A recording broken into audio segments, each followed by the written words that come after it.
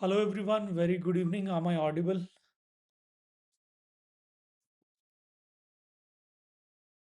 Am I audible? Start writing your answers. Okay, so this is for 15 marker.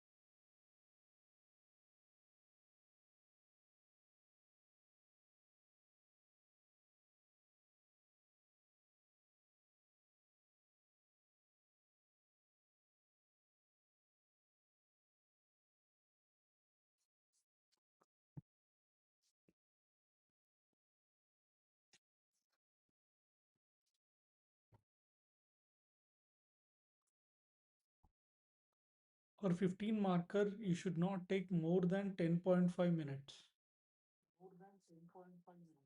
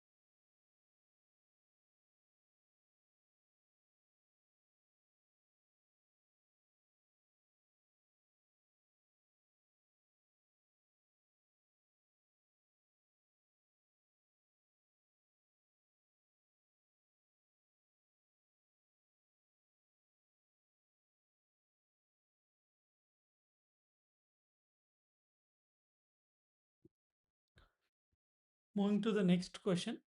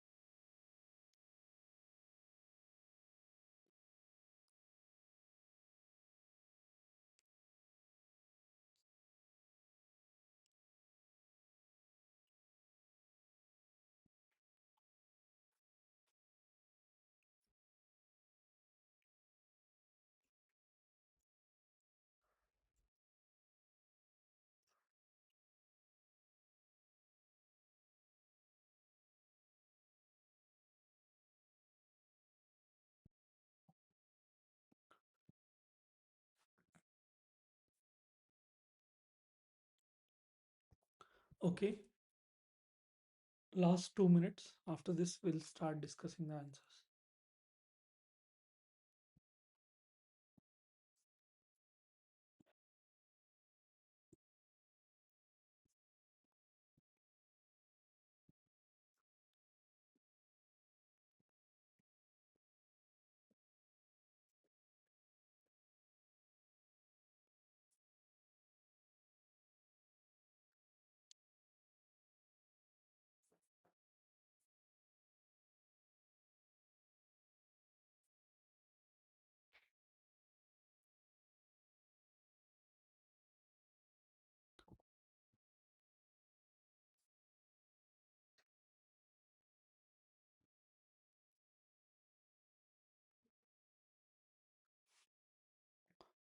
Okay, so I'll start the discussion.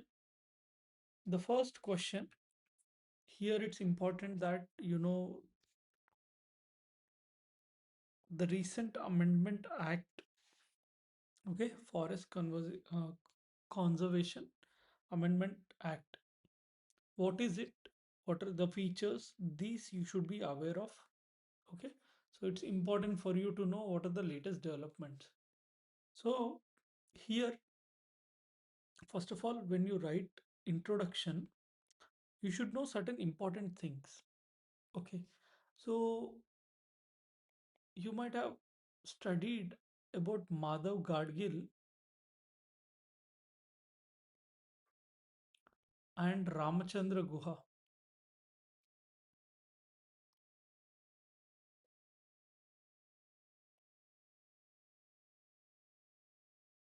Okay, so these people have described the relationship.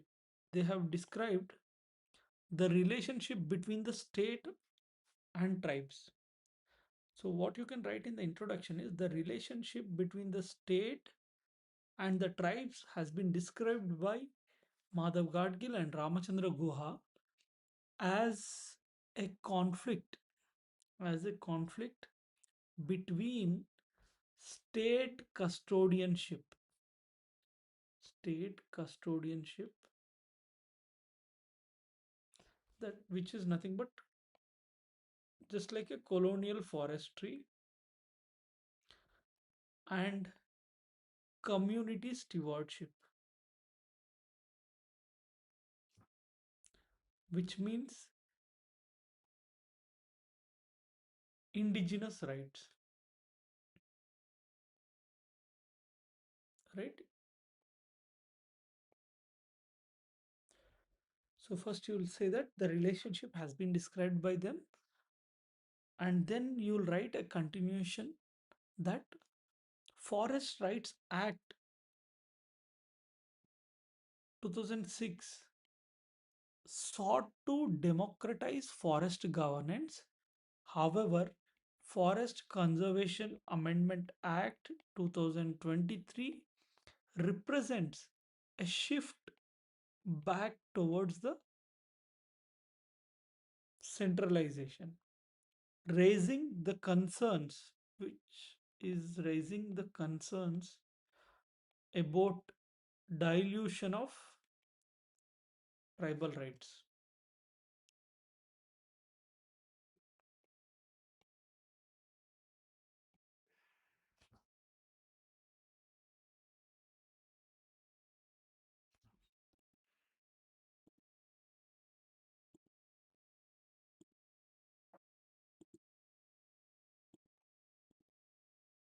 Okay, so after writing the introduction, what you have to do is within the body, you have to mention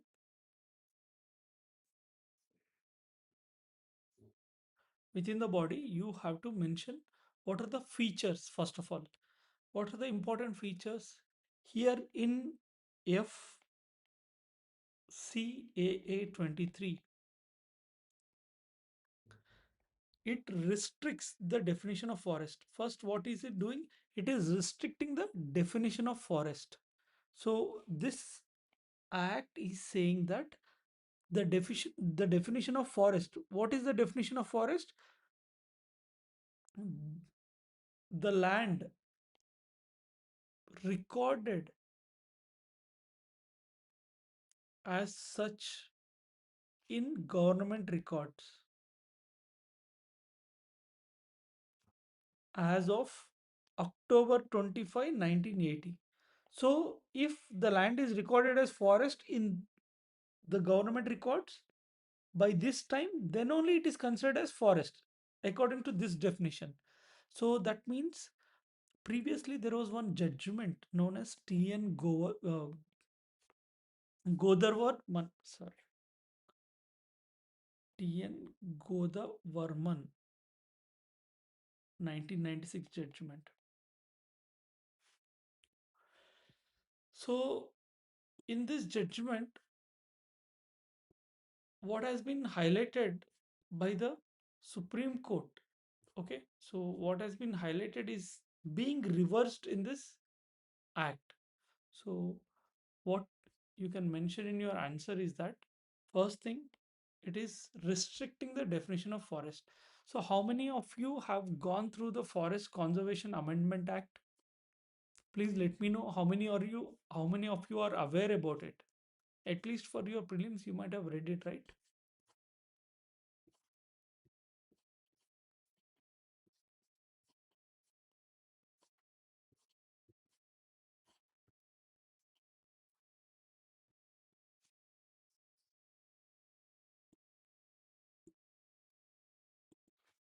Okay.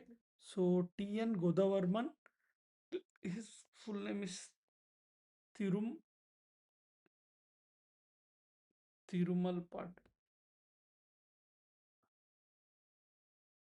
Okay, versus Union of India case. So here the judgment defined forest by its dictionary meaning.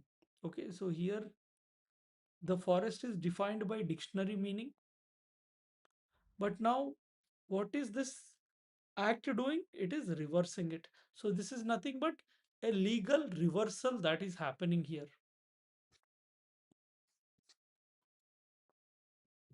Okay, so this is legal reversal, first thing. And next, it is going to have an impact on security. When you are declassifying,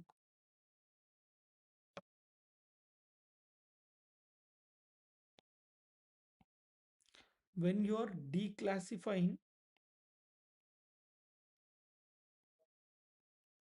the forest, now nearly 28% of forest cover is exposed out of the total 100% forest what that we have. From that, 28% will get exposed for the clearance. Okay, so which includes sacred groves and unclassed or unclassified forests. So all these are now exposed for clearance. Because of these, the nature man spirit complex which was present is going to be disturbed. So this is the first thing. Okay, so when you redefine forest, what are the threats that you have come across? Okay, so when you are redefining, first legal reversal is happening because previously it was dictionary meaning that was considered to be forest. Now you said in the government records. Second thing, because of this, lot of land is exposed for clearance. Third thing, the NMS complex of the tribals is going to be disturbed. So it threatens the nature man spirit complex. Okay, now these sacred groves will be excluded from the legal protection. So that is one thing. And next,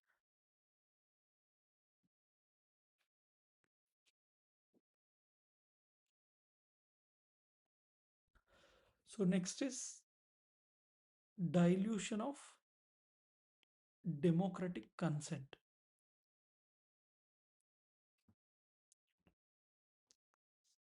FRA 2006, what it does, especially in Niyamgiri judgment, where the Grama Sabha consent mandatory for the forest devotion, right? For the forest diversion. So this diversion needs Grama Sabha consent.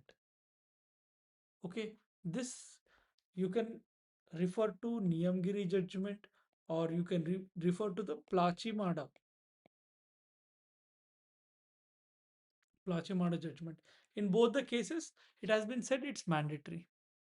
Okay, but now Forest Conservation Amendment Act 2023 creates exemptions. So it is creating some exemptions for strategic projects. Strategic projects within 100 kilometers of borders. Now, if you see entire Northeast is within 100 kilometers only. So this covers almost all the Northeast India and the Himalayan belt.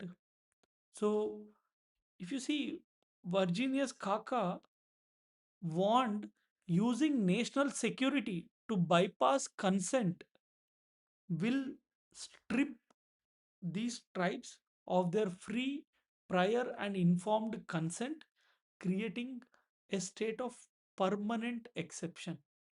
Okay, now what is happening in the name of strategic aspect or in the name of national security?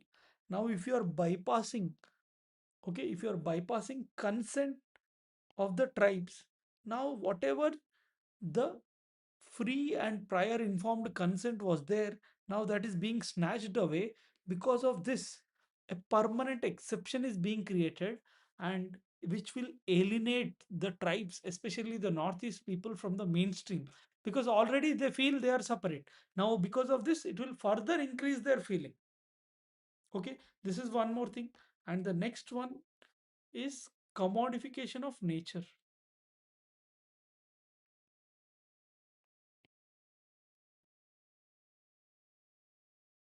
Okay, so there is section 2 which classifies. So in Forest Conservation Amendment Act 2023, there is section 2 which classifies zoos and safaris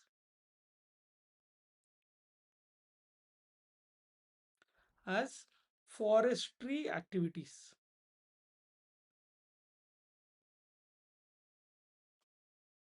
Okay, so now, since the safaris are forestry activities, now these are not needing any clearance. Now, if you don't need any clearance for forestry activity, so they are exempt for asking permission. So now this is seen in this case, Amita Bhaviskar calls this as bourgeois, bourgeois environmentalism.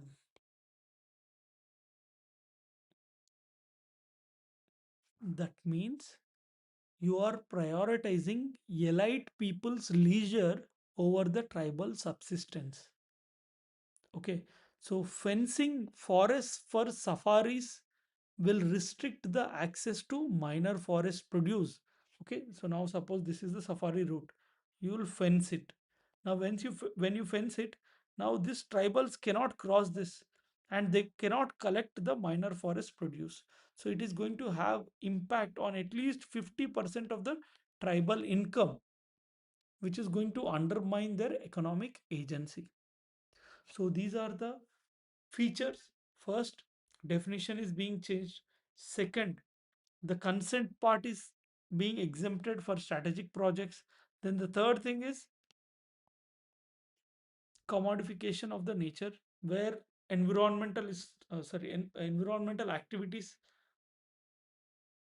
is being where the recreation activities are being exempted for taking any clearance.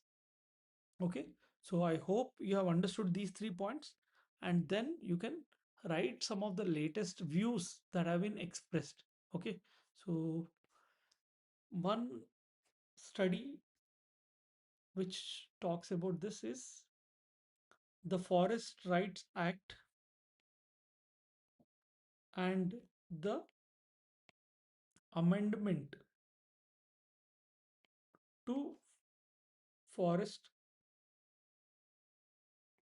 amendment to the Forest Conservation Act 2024. This was legal ecological essay that was written by Dr. Nandita Ramakrishnan.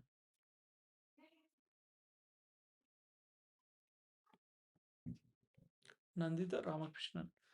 So here Nandita Ramakrishnan shows that while Forest Rights Act recognizes individual and community rights, the Amendment Act fails to take reference or uphold these provisions, thereby reducing the Grama Sabha's decision making authority.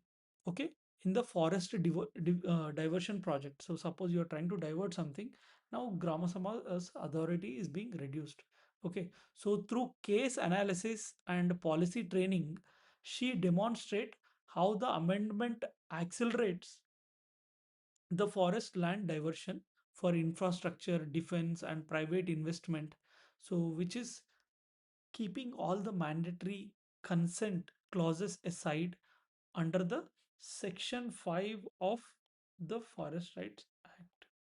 Okay, so now this is the legal ecological essay. So, where she tries to show that under section 5 of FRA, you are placing all the consent clauses, mandatory consent clauses, you're keeping under this, and you're taking an exemption, and you're trying to divert all the forest land for the infrastructure, for the defense, for private investment, etc. Okay, this is one. And then there is other study also which was done on the same. You can refer later. Dr. Jose A. Sharma in the environmental policy paper Indian Forest Conservation Amendment Act raises important questions. So this also you can go through when you have time, and from there you can write. So the same thing whatever we are discussed is mentioned in these as well, so that's why I'm not discussing them, and you can write the conclusion. So the conclusion can be very simple.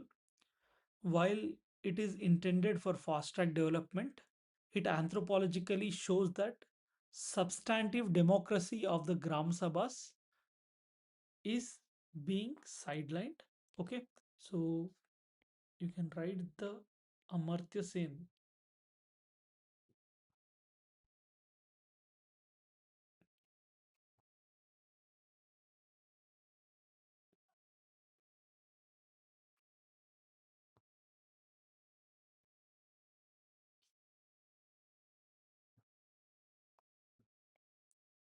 So what is development without having the say in it? So there is no development according to Amartya Sen. So in the work development as freedom, okay, so he says that removing the agency of local communities leads to unfreedom.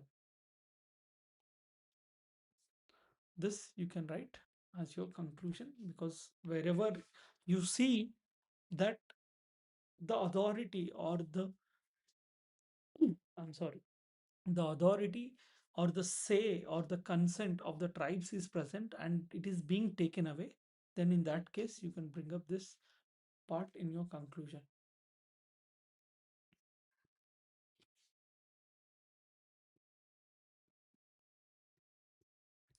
Right, this is the first question, and next moving to the second question. Any doubts in the first question? So the question is asking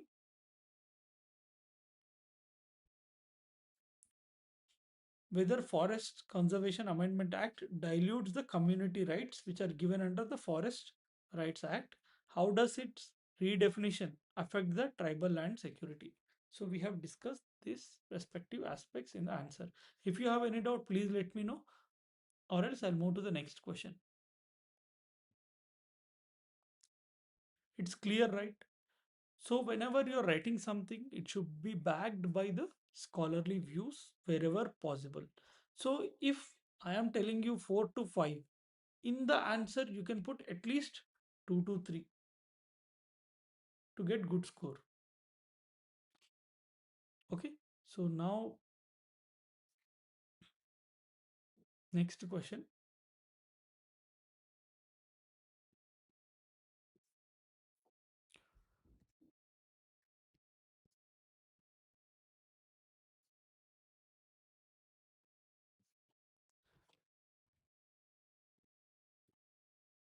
Joint forest management. First of all, can you tell me where did it start? How did joint forest management come up? When did it come up? Please comment.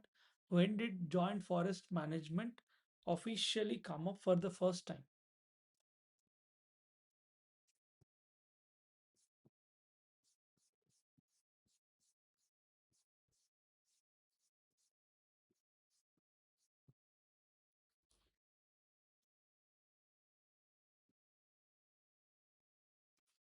Exactly, Harshavardhan, you're right. You're right. You're right. In Arbari, for the first time, it has come up. Okay. So, joint forest management is nothing but being managed by the community along with the government, right? So, two parties get into action. But when you present it formally, first and foremost thing in Indian part, joint forest management is nothing but a shift in Indian forestry. Okay, it is a shift in Indian forestry from custodial policing. Okay, so previously it was under the colonials, they were having the custody of it. So now from the custodial policing, it moved to the participatory governance.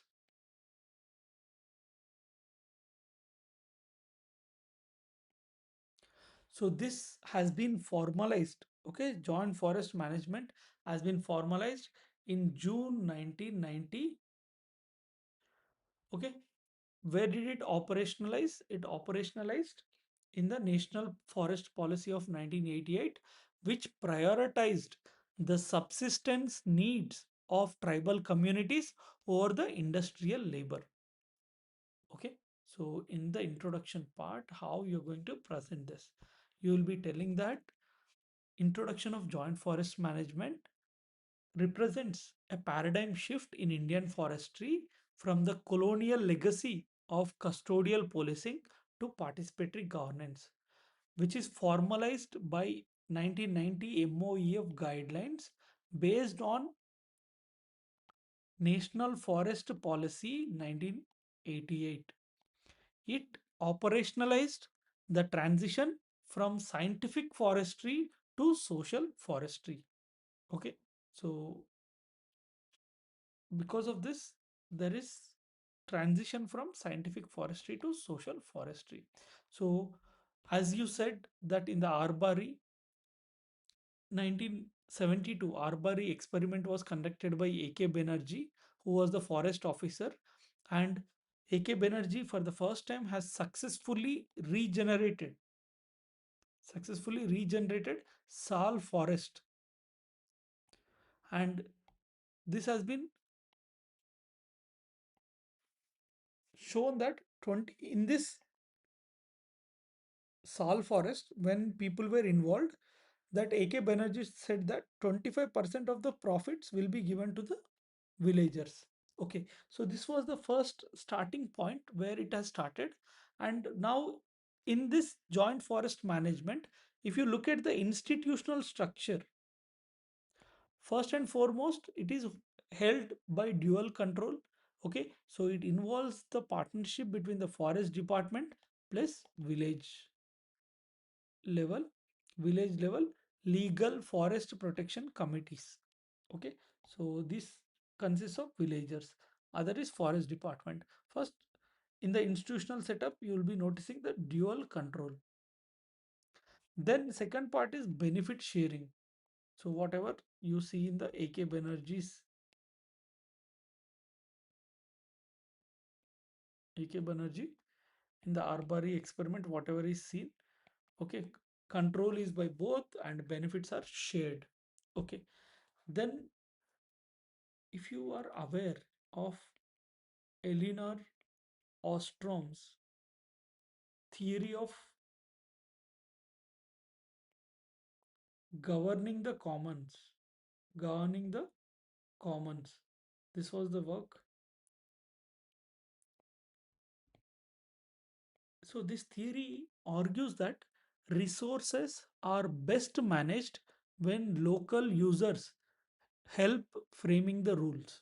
Okay, so when locals are helping in framing the rules, then resources are best managed. Okay, so this part you can write. Okay, so when it is asked short note, so you should tell how it originated, what are the things, institutional setup, and then how it's managed and everything, benefit sharing and what all aspects that you have, and then you can write some of the latest aspects. Okay, so there is one of the study by Liji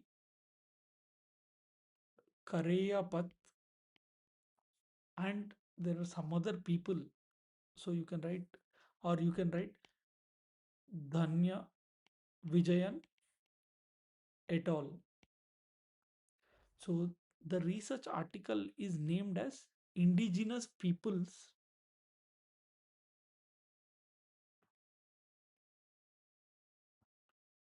Participation. Indigenous Peoples Participation in Joint Forest Management Insights from the Western Ghats.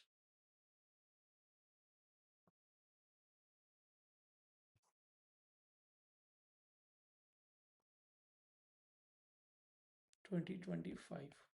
Okay, so here they have tried to investigate the intensity and the nature of indigenous engagement. Okay, how these people are getting engaged in conserving or in various programs of Kannavaram forest of the Kannavaram forest of the Western Ghats.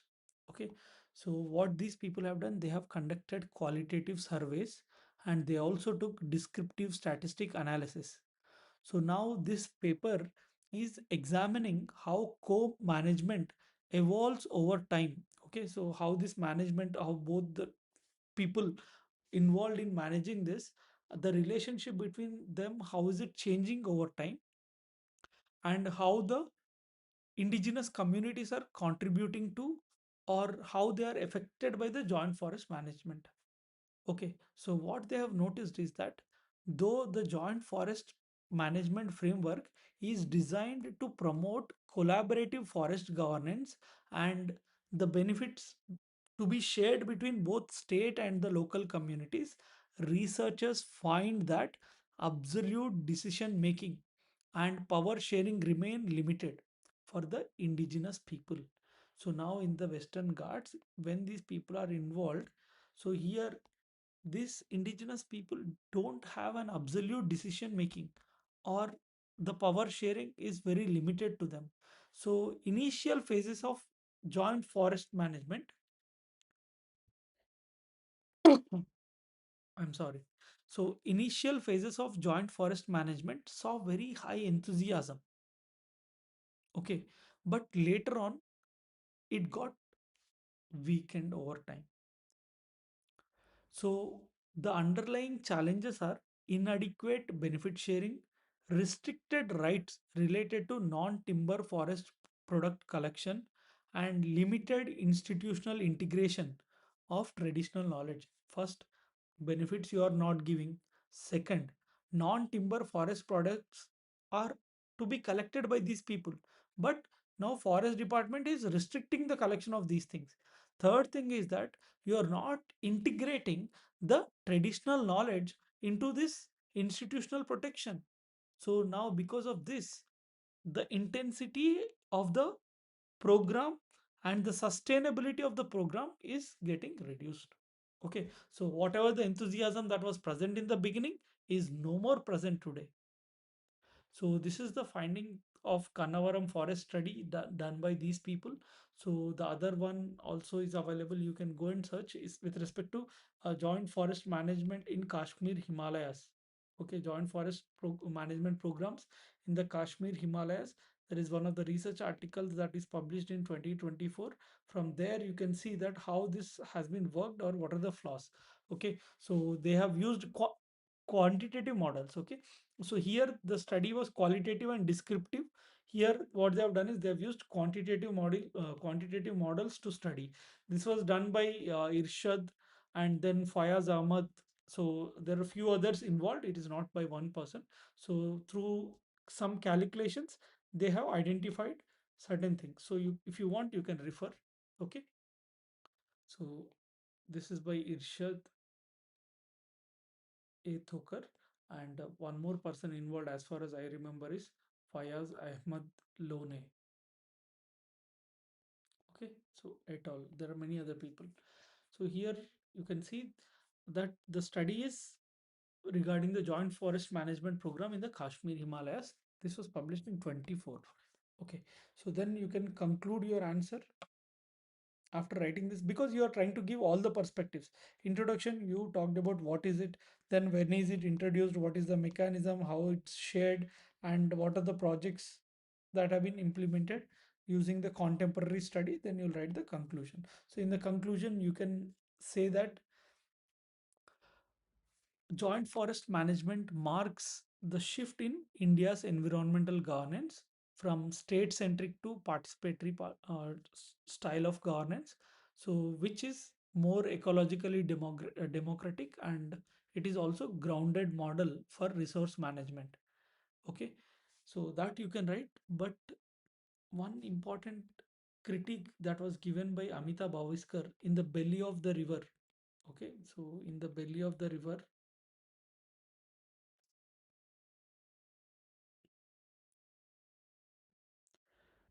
that the transformative potential, whatever the transformative potential of joint forest management is there, it remains constrained. It remains constrained by bureaucratic dominance, gender inequities, and weak institutional autonomy. So this is how you can conclude. Actually, joint forest management have come to show the shift of how environmental governance is done in India, how forests are managed. Previously, it was state centric, now it is democratized, and it is grounded for resource management. But, or however, Amita Bhaviskar says that the true transformative potential that is there, it remains constrained. Okay, it remains constrained. Okay, because of bureaucratic dominance, gender inequities, and the weak institutional autonomy. Clear? See, these questions sounds very generic, very generic. To make these anthropological, it is very tough task. So whatever is possible, I have tried to include by linking it to the tribes and the studies that are conducted. Okay, so pure anthropological studies sometimes may not be available to some parts of the syllabus. So in that case, because it is specific to joint forest management, whatever the developments that are happening there, we can write. Okay, so any questions on what we have discussed? Have you understood? If you have any doubts, please let me know.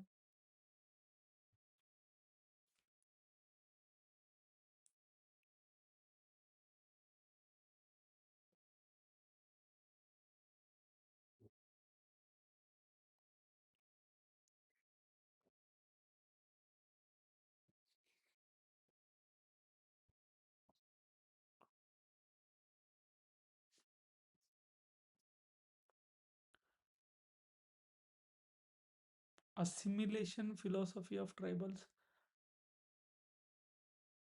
Nandani, it's not related to any assimilation.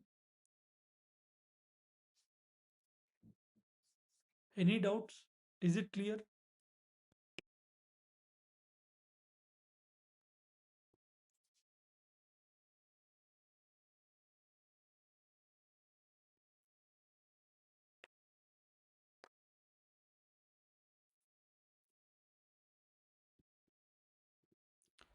Clear, right? Okay.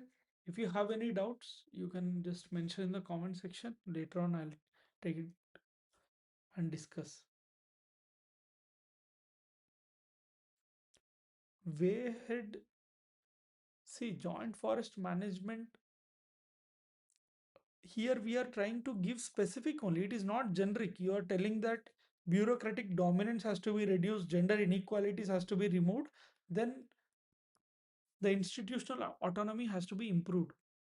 Can we mention Adi One Mahotsav as a step to bolster tribal participation? Manisha, I don't think so. These inclusions will make difference to the answer.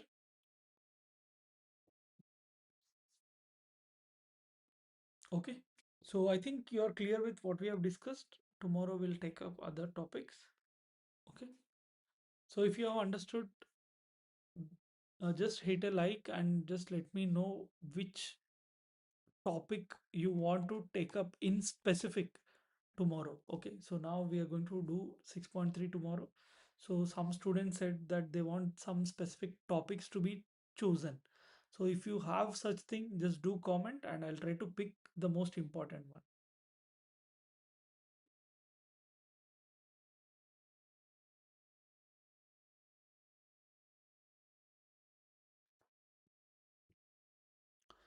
Manisha, you can mention, that's not an issue. You can mention anything, that's fine.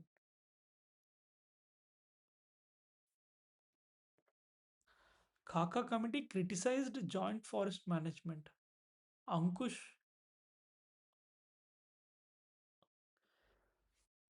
you never ever write such things. Kaka committee, if it has said that joint forest management hasn't should not be done, then it might have given reasons also. So unless and until you put it, you should not take up.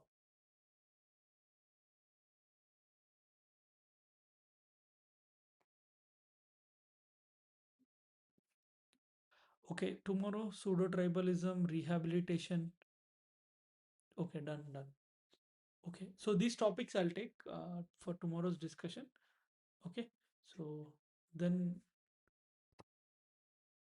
we'll try to bring up whatever the anthropological aspects are there. Okay, thank you everyone. Tribes and climate change. All Harshavardhan, I have posted regarding this topic in my Telegram channel. Go and check for that article and try to read it. I think elaborately I have mentioned there. I don't think we have to do that again.